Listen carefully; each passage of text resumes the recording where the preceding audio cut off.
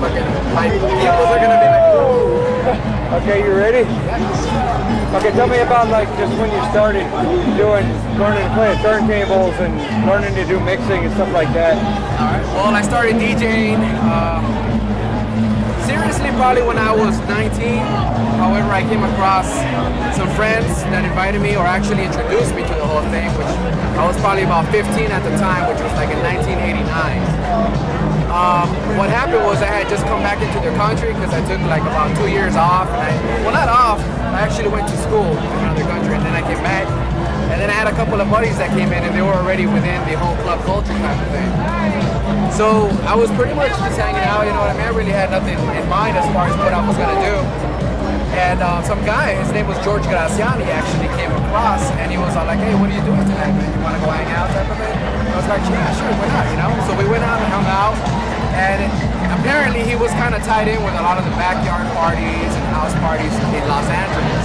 And that's what he was kind of doing. So he kind of got tied in with the whole, with the cars is what happened because he was very big into cars. But at that time I wasn't really into music or anything like that. I was really actually gangbanging, which is one of the reasons why I stepped out of the country. But when I came back, everything that kind of died down on that level for myself. And I figured I needed to do something, but I really didn't know what avenue I was going to take. So when I got introduced to DJing, it was kind of subtle. It was more about collecting records and, you know, just, for me, it was kind of trying to stay away from that normal life that I had. Yeah. You know, that past life that I had. So when they introduced me to it, I was like, oh, this is pretty neat. You know what I mean? There was about 4 cats. There was about 4 guys, and they were actually sharing. Oh, I didn't do it. Gravity. That's okay. Nobody's dead. I could pick you up right when we can Thank goodness for tripods. You don't get a drink, you don't drink it. Oh, yeah. Oh, I'm gonna drink it. Oh, Yeah. I'm just fucking playing. Hold on. I got this going on, you know. I don't know if the audio is going to be real good from this or not. We try it, though. I think they'll be able to pick it out. What do you think? You should be able to. I got headphones. You want to plug them in so you can hear what it sounds like? I got them with me, man. I don't know where they plug in on this camera. Well, I'll keep talking while we're doing this shit, man. So where was I? If I can figure out where the fuck the microphone goes, I could fucking plug the Anyways, microphone in. But homeboy invited me to come down, and they were already sharing decks. There's already like 4 cats.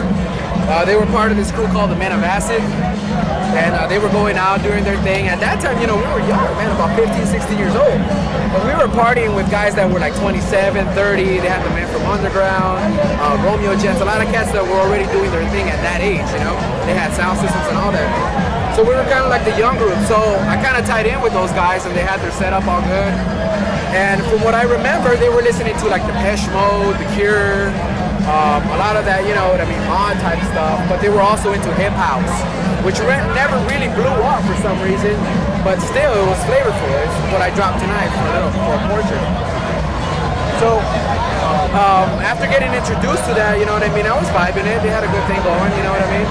And it kept me out of trouble, so I kind of was like the 5th party in the whole thing. And we had to share the turntables, man. Once we got it for 1 week, and then we had to alternate it. So between 5 guys, that would be about a month and almost a half before we got the turntables. So once we got that, once I got that, it was like kind of like I was dying for it. You know what I mean? They would let me borrow the records. They borrowed the turntables. We put them in a milk crate. The only things we would take care of was the actual cartridges, which were the main thing when we were focused on like saving.